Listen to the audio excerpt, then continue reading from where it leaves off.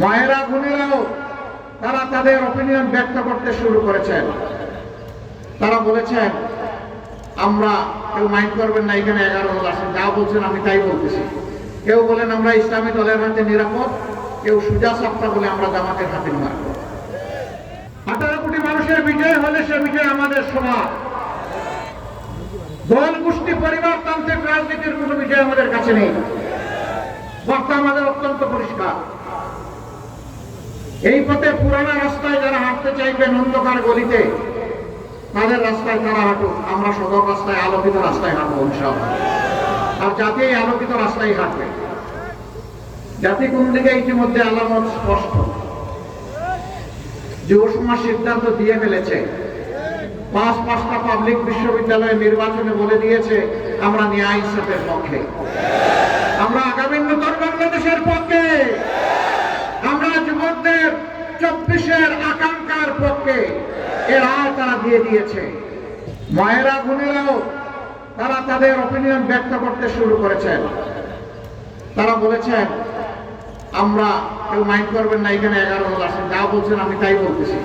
কেউ বলেন আমরা ইসলামী দলের হাতে নিরাপদ, কেউ সুজা সাপ্তা বলে আমরা জামাতের হাতে নিরাপদ। এই অবস্থা দেখে অনেকে এখন একটু মাথা গরম হয়ে গেছে। কিশোরগঞ্জেতে বোধ হয় এখন চৈত্র মাস, না? হ্যাঁ, মাঘ মাস। তো মাঘ মাসে যদি মাথা এত গরম হয়, চৈত্র মাসে কি হবে? একটু ঠান্ডা থাকুন, ধৈর্য ধরুন। 12 তারিখ পর্যন্ত জনতার রায়কে সম্মান করুন। সুষ্ঠু নির্বাচনে যিনি নির্বাচিত হয়ে আসুক, আমরা তাকে অভিনন্দন জানানোর জন্য প্রস্তুত। কিন্তু চূড়াই পথে আর কোনো নির্বাচন হবে না, ইনশাআল্লাহ হতে দেওয়া হবে না। সমস্ত চূড়াইগুলি বন্ধ করে দেওয়া হবে। সেই পথেই আমরা এগিয়ে যাব। আমরা চাচ্ছি মানুষ একটু শান্তিতে নিরাপদে থাকবে। কৃষক তার জমিতে ফসল ফলাবে আধুনিক প্রযুক্তি। একজন শ্রমিক তার ন্যায্য পাওনা পাবে শ্রমের, এবং সে একটা মানবিক মর্যাদায় সেখানে কাজ করবে। এই দেশে হাত পাতা মানুষ থাকবে না, বরঞ্চ হাত মজবুত হয়ে কাজ করা মানুষ থাকবে। এরপরে যাদের হাত কাজ করতে পারবে না, তাদের দায়িত্ব সরকার নেবে।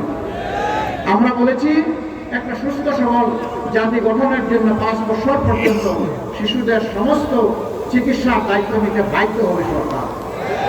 আমরা বলেছি একটা শিশু আর শিক্ষার আলো থেকে বঞ্চিত হবে না। সমস্ত শিশুকে শিক্ষা দিয়ে প্রশিক্ষিত করে দেশ গড়ার একজন কর্মী কারিগর হিসেবে ইনশাআল্লাহ তৈরি করা হবে। তারা দেশে বিদেশে যেখানেই সেবা দিবে, সেখানে গৌরবের সাথে এবং দক্ষতার সাথে তারা সেবা দেবে। আমরা আর ওই পুরা শিক্ষা ব্যবস্থা চাই না। আমরা এখন দক্ষতার যে শিক্ষা ব্যবস্থা দিতে পারবে আমাদের সন্তানদের হাতে সেটাই তুলে দেবে। তার সাথে দিনী এবং নৈতিক শিক্ষা অবশ্যই থাকবে।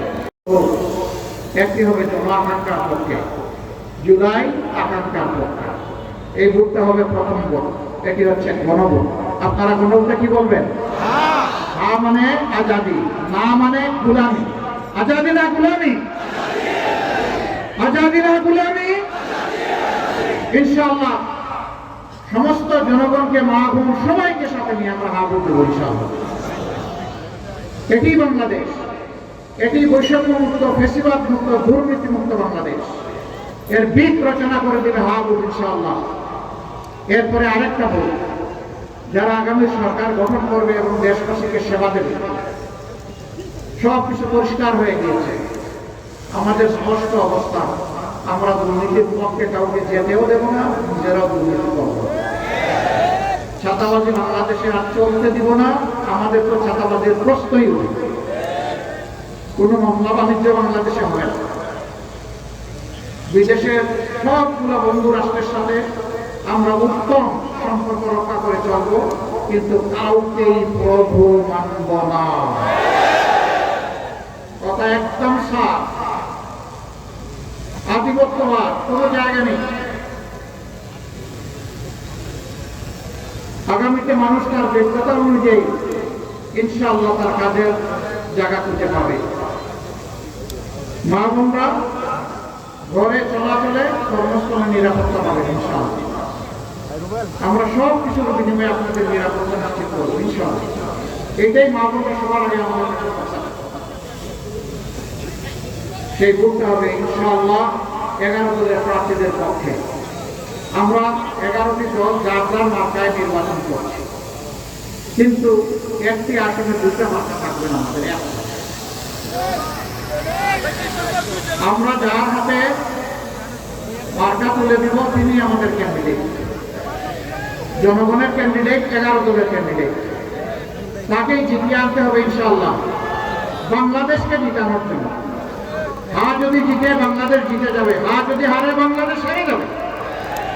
ন্যায় ইনসাফের প্রতিকূলে যদি জিতে যায় ইনশাআল্লাহ বাংলাদেশ জিতে যাবে।